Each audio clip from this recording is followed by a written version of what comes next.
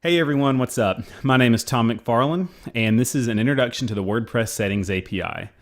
I will be your instructor for this course, and I'm a self-employed developer who primarily builds themes, plugins, and software for others using WordPress.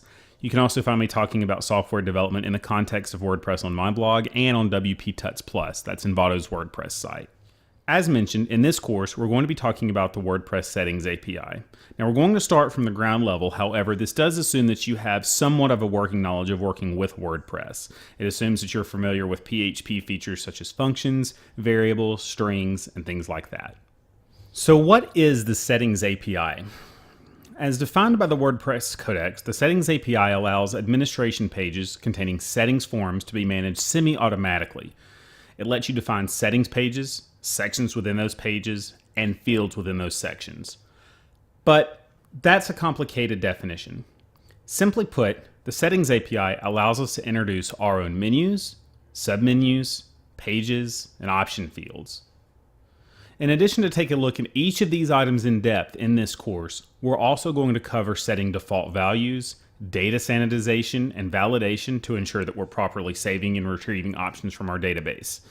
This is useful for both theme, plugin, and WordPress application developers, as it allows us to leverage the WordPress API specifically for introducing and customizing our own options by using the native facilities for doing this.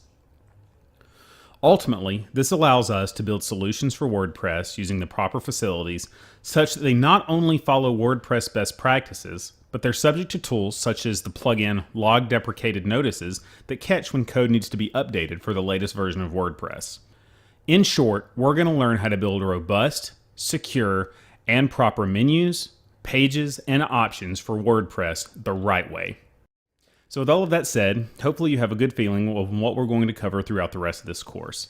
By the end, we're going to have a fully functioning demo and code base that you can use for further studying or to use in your future work. In the next lesson, we're going to be talking about the tools that we'll be using throughout this course, and we'll be setting up our local development environment so that we can actually begin working with the WordPress Settings API. So I'm looking forward to it, and I will see you there.